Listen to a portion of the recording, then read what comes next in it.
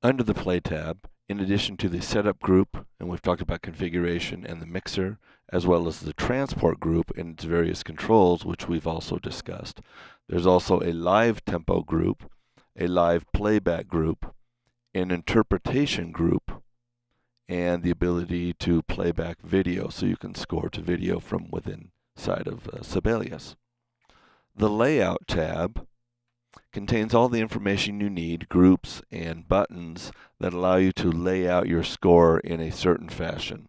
So your margins, orientation, the size of your document, your ability to optimize or change the distances between staffs or lines, how to hide or make visible certain staffs, magnetic layout. And magnetic layout is a feature that was introduced into Sibelius a little while ago. Magnetic layout is used to keep individual items, notes, accents, dynamics or expression texts, those kind of things from bumping into each other.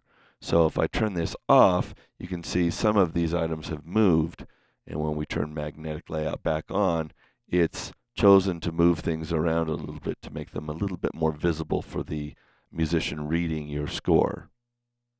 As the book mentions, magnetic layout is kind of like an autopilot. It keeps individual items from running into each other. So it's kind of an anti-collision feature between all the variables that may be contained within your score. The only time you're going to see red objects in Sibelius is if magnetic layout is turned on and objects are colliding with one another. After the Layout tab is the Appearance tab. This is where you adjust the overall appearance of your score. So for example, maybe you want to import and have this look like a jazz score instead of an orchestral score. You could do that by importing a jazz ink pen font. So this is where you change how your score appears. The Parts tab contains details about printing your parts or the appearance of specific parts. The Review tab allows you to add some comments in your score, for example, fix this, something like that. Allows you to just place little comments in your score if you're sending this to a teacher or an instructor, or maybe you're responding to a student. You can also use a highlighter here to highlight specific areas if you need to show mistakes or something like that.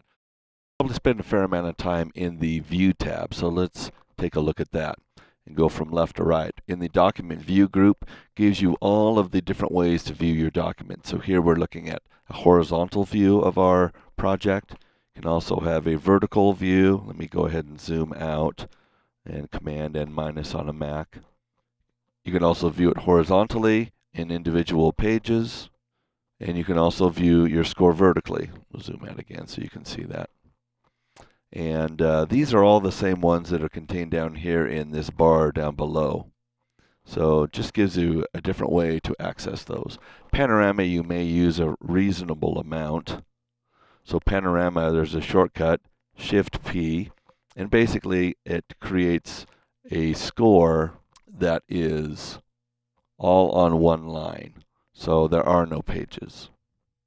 Next here is the Zoom group. You click on this button, you can see you can zoom in and out, and then Option click will zoom you back out, and clicking with your mouse just zooms you in. For the most part, I don't use these settings, but you certainly can come in here and choose a specific size or zoom level.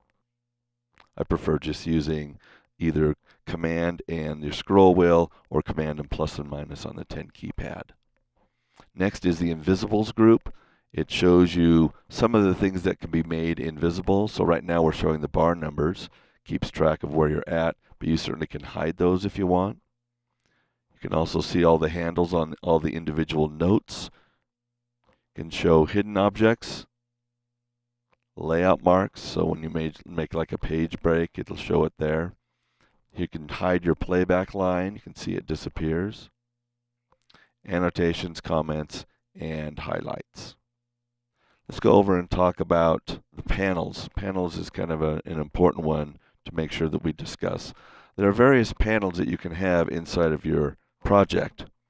They include the keypad, which you can see here, the mixer, which we've already shown you and talked about, the keyboard, fretboard if you're using or creating a score for a guitar, ideas panel, transport panel, video panel if you're scoring to video, and the timeline panel. Most of these have shortcuts that are associated with them, and they're all Option and Command. So Option and Command K for the keyboard, and just M for the mixer, which we've already talked about. Option Command B for keyboard. Option Command E for the fretboard. Option Command I for the ideas panel. Option Command Y for transport. Not sure what video is. Let's see here. Option Command V for video. And then the timeline. Option Command N. There's also another way to navigate around using keyboard shortcuts in Sibelius. These are called key tips. You can get to your key tips by just pressing Control on a Mac, and you can see it gives you all of these individual single letter, in most cases, shortcuts. So if you want to go to Layout, you can go Control and then just hit L. And then from there, you can go to, let's say we want to go to Magnetic Layout, so ML. And it turns it off. So Control to turn it on, maybe View,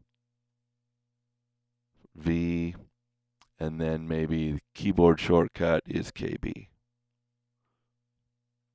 So an additional way to access individual groups or buttons inside of Sibelius by using key tips.